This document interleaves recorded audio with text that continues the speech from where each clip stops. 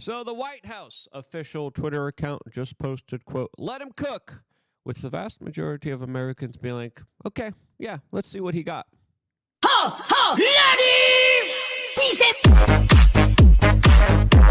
This is I wanted to turn our attention to one of his most important advisors, Tulsi Gabbard, that is now promising some major document release, investigations into election integrity, and some other moves that some people are calling witch hunts, as there's some things that she's doing that I think are absolutely incredible, absolutely important, and there's some other things that I think she's doing that I am critical of, as I wanted to particularly take a look at her and everything that she's been doing, since, of course, she just had some big, bombastic statements a couple hours ago at the cabinet meeting that was publicized for the world to see. We are going to be playing some of those clips in that particular video, as well as talking about some of the deeper down the rabbit hole conspiracies regarding to the case that she is working on, as she just announced that 100+ people are working around the clock on the RFK MLK assassination files. Now, this could be major. This could be big here. We'll tell you why, specifically with how there's a lot of things regarding the conspiracy world here that could be potentially unraveled here. But as we saw with the JFK documents, some people are saying it was kind of underwhelming. But to me, it wasn't at all. When you deep dive and you look into the forms of biological warfare, you look into media subversion, you look into the coup d'etats, you look into everything that the CIA knew beforehand, which raises some serious questions, as now we are finding out that a lot of the documents, unlike the JFK assassination, weren't even scanned, and now they are currently in the process of being scanned, and within the next few days will be released to the general public.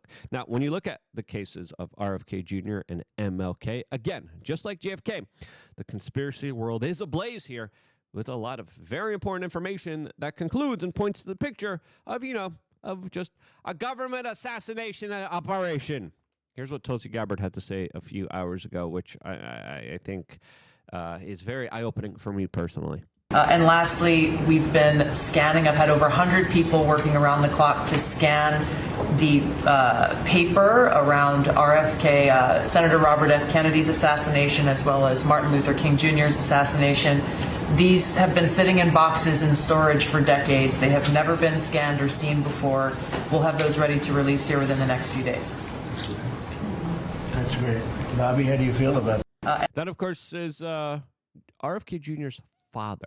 We're going to be finding out what the government had, what was in those documents surrounding the father of RFK Jr., as, of course, RFK Jr. previously came out, even in conversations that I had with him on Timcast, specifically saying, yeah, the government was involved here. The government took the life of my father and my uncle, JFK, here, as now will Gabbard's team of hunters, as they're describing them, be successful in finding out documents from the CIA and the FBI? What did these documents contain? Well, again, we have to understand here, just like we told you with the JFK documents, the JFK documents aren't going to have an entry in it saying, hey, I'm CIA agent number 007. Today we took the life of JFK. That's not what you're going to see here. You're going to see a lot of circumstantial evidence that people are going to be kind of putting together, piecing together the perspective of, okay, let's get a better understanding of what's going on here, as clearly there is an overabundance of circumstantial evidence highlighting, yeah, they were absolutely unaccountable. JFK wanted to hold them accountable. JFK was specifically also asking about UFO documents and trying to get a briefing from them, denying them secret operations that they were trying to conduct that were clandestine, that a lot of people believe were absolutely immoral. Now, this is just going to be released. This is just teased in the next few days. Let's pray. Let's hope. No binders, please. No PR. No PR, please. Please, please, please. The fact that Tulsi's handling it, his DNI chief, is also important here. So, of course, this is not Pam Bondi. This is not Anna Paulina Luna. This is not a member of Congress, even though she has the task force that is trying to get these documents but hasn't been getting any documents. This is Tulsi Gabbard, as Tulsi Gabbard's reputation right now is also being questioned, specifically around the signal leaks. I'll tell you about that in a little bit here. But we have members of the MLK family and coming out and saying that they actually oppose the release of these files for MLK. Now, RFK and MLK, they're two different kind of scenarios here. Let's start off with MLK here, which I think is important to talk about here, as there are a lot of allegations about MLK being kind of the originator of freak-off parties. There's allegations against him going to multiple adult parties with multiple family-friendly show here, multiple love interests, love quarrels that he was involved in, as the FBI literally was writing letters trying to get him to off himself. When MLK was in jail, they were spying on him. They were looking at everything that he was doing. They were secretly recording him having telephone sessions with his side chicks. When MLK was in jail, they took those recordings and then they called his wife up and they started playing those recordings for his wife when he was in jail, trying to separate the two, trying to cause more chaos, trying to cause more pain, as the FBI was doing some really unethical, horrible stuff, wiretapping political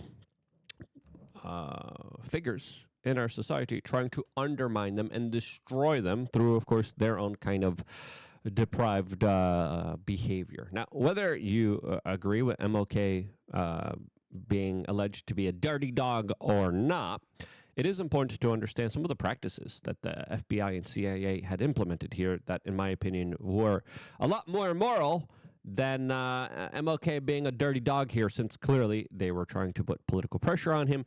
And the MLK family probably knows, MLK, he was getting around there. He was, he was busy fornicating with lots of chicks all over the place, and he couldn't keep it in his pants. That's probably why the MLK family, in my opinion, doesn't want these documents released here. As, of course, the MLK family is also fearing that they are going to contain a lot of smears against him, and the FBI did launch COINTELPRO. They were trying to actively destroy the lives and reputation of anyone who stood up against political ideas that weren't welcomed at that current political time. Now, there is a very interesting civil court case that happened in 1999 that determined that the U.S. government played a role and that there was a conspiracy at play here that took the life of MLK here. So we had a jury that was hearing evidence, heard evidence of the conspiracy side of this, and ruled in 1999, the government was involved here in this particular endeavor. Are we going to get more insight into this? Are we going to get more perspective into this? I hope so, with some of these documents. Now, I think the real bombshells are going to be coming specifically with the RFK documents, as there's a lot of stuff there that we're going to look at in a little bit. Tulsi Gabbard also had other interesting things to say on Fox News. Before playing that clip and getting into the weeds here, before getting into the RFK Jr. conspiracy here, which I think is also very important, we want to tell you about the bestpoliticalshirts.com, where you could get shirts like the one that I'm wearing right now. To me, this is the perfect reality of war here that shows the kings and queens kind of dining here and the pawns just absolutely wrecking each other. If you want to find that shirt, you go to thebestpoliticalshirts.com, you type in war into the search, and bada bing, bada boom, it is right here. And then you're able to, of course, get it and wear it. And to me, I've always been anti-war. Right now, there's a huge push for more war, which is absolutely idiotic, from individuals that lied to us. Bibi literally came to the United States in 2002 and told us, yeah, man, those Iraqis, man, they have some nuclear weapons. We got to stop them. We got to go get them.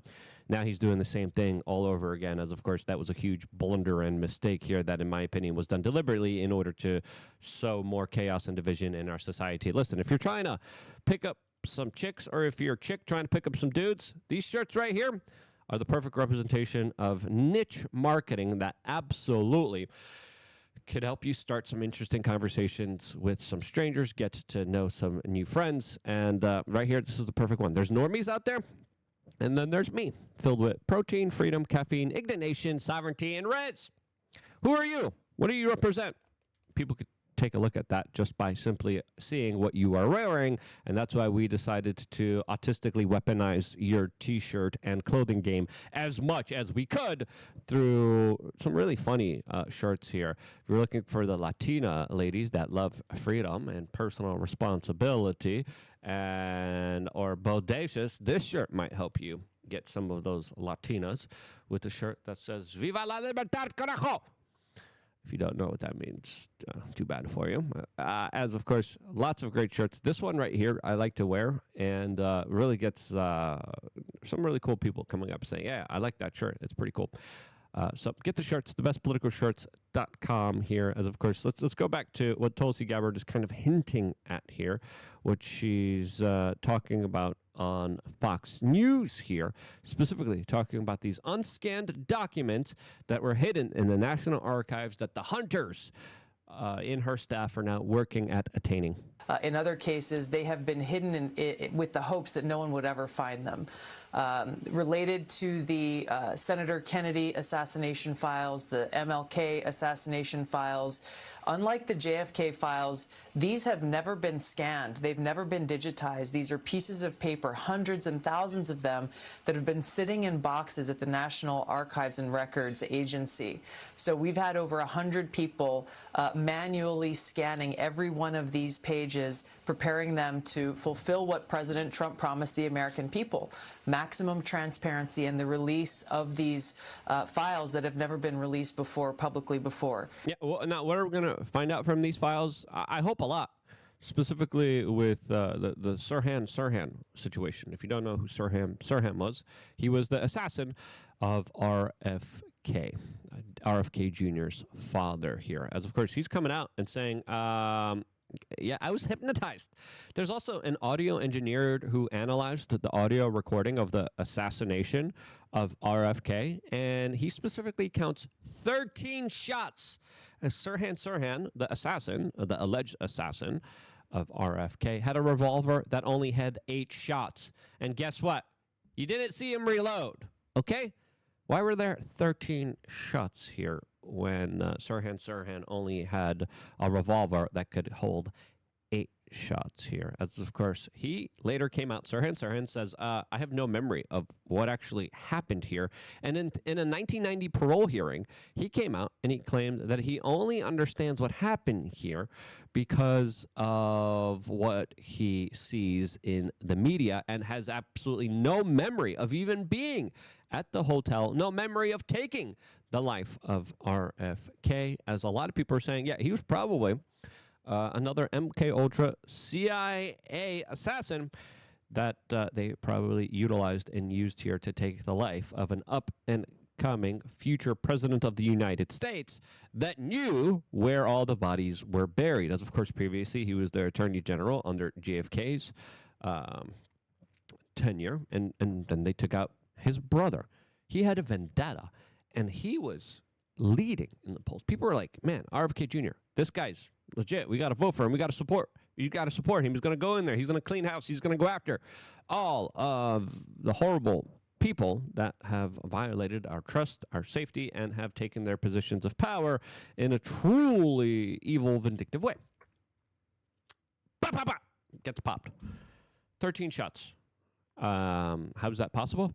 Big questions still remain here about what's really going on here, as, of course, that's not the only major bombshell that Tulsi Gabbard is hinting at, as she's also announcing that she is obtaining evidence of massive vulnerabilities on voting machines here, which proves a lot of what was said after the 2020 election that a lot of people got canceled for. A lot of people got debanked for. The MyPillow guy got debanked by J.P. Morgan and Chase, I believe, because he criticized if the elections were done in a fair and honest way, talking about how there were vulnerabilities within the voting machines. And now Tulsi Gabbard is coming out and saying, yeah, there's vulnerabilities in the voting machines. I've got a long list of things that we're investigating. We have the best of the best going after this. Election integrity being one of them. We have evidence of how these electronic voting systems have been vulnerable to hackers for a very long time.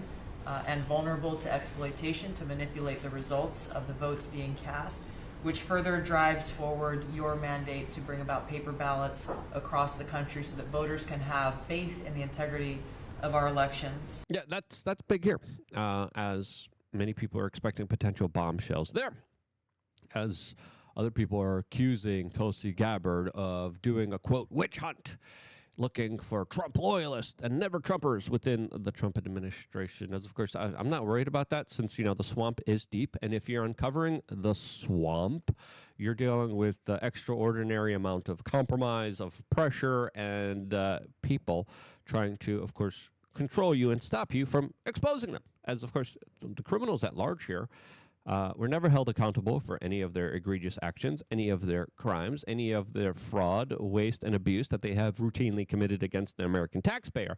And now, Tulsi Gabbard is promising to, of course, clean house, but there is one issue that I am personally kind of disappointed in her with. If you remember throughout the years, Tulsi Gabbard was one of the biggest critics of the United States bombing one of the poorest places in the world, Yemen.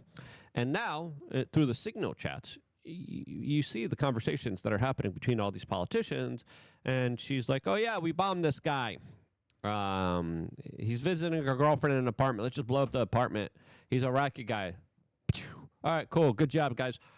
What? When previously she had this to say about the whole entire endeavor, that now the U.S. government has spent over $1 billion bombing and is still bombing.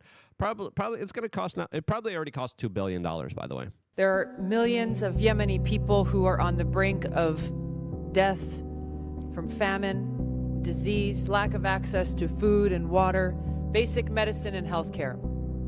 Thousands of Yemeni civilians have died in this genocidal war being waged by Saudi Arabia with support from the United States. It's absolutely outrageous that the United States has continued its support for years now for Saudi Arabia's genocidal war in Yemen that has killed thousands and thousands of innocent Yemeni people and caused mass starvation and suffering, a cholera epidemic, the worst humanitarian crisis in the world in Yemen. Congress finally passed legislation to end U.S. support for Saudi Arabia's genocidal war in Yemen. Now this bill is sitting on President Trump's desk, awaiting his signature or veto. Yep, and then it comes to her current position, which is a little different than it was previously beforehand, leaving a lot of people wondering, can we trust her now? Going back through his first term as president, he has been and remains very committed to combating and defeating the threat of Islamist terrorism that not only affects the United States, the American people, our own safety and security, but it is affecting so many people in different parts of the world. We can see different terrorist groups, the Houthis in Yemen being one of them, that President Trump has redesignated after President Biden took them off of the terrorist list, redesignated them appropriately as a terrorist organization, and taking action where the previous administration failed to. Right. The Houthis have been disrupting maritime trade and passage for a very long time. They're predominantly disrupting it for the Europeans and the Chinese. And no serious effort has been taken to stop that disruption. Our country and other countries should not be in a position to have to make a decision to reroute commerce going through that area. It's mainly Chinese and European companies. The Chinese that are retaliating with the tariff trade war we're in, and we're helping them with trade. Why are we doing that? Europe that retaliated, then backed down against us with the trade war too. The Europeans that are just arresting people that are moderately aligned with Trump's values, those guys who are arresting people for memes, those guys that J.D. Vance said, hey guys, please respect people's freedoms, and then they doubled down and they started destroying people's freedoms even that much more. Those guys? What's going on here? As now people are saying, can we trust Tulsi in the release of these documents, or has she been ideologically hijacked? Has she seen information that maybe made her change her mind legitimately about this particular issue? But again, as we know here, there's still a lot more questions than there are answers regarding this very specific case here. Unlike a lot of politicians, we are strongly and always anti-war. I think that's the rational kind of point of view, especially when you're the world hegemonic power. You need to, of course, act with more diplomacy. And there could have been a diplomatic answer to this. And now we're kind of left with questions. Can we trust these politicians that are kind of flip-flopping here on their viewpoints when previously, beforehand, they were saying something else, and now they're saying something completely else, going against one of their kind of core values and principles that prompt them up in the first place? What's really going on here? Again, I would like to answer. We're probably not going to get one. Number of possibilities. She could have just been shown you information that changed her mind. She could just be playing ball to play ball with the Trump administration and their larger objectives and their goal here. 3, she could be compromised. I think any of those 3s are possible. What do you think is more possible? 1, 2, or 3? Let me know down in the comment section below. Get the shirt. Speak your mind on thebestpoliticalshirts.com. The link is also down in the description. I wouldn't be here if it wasn't for you guys liking and sharing this video. Again, we lost, how many subscribers did we recently lose?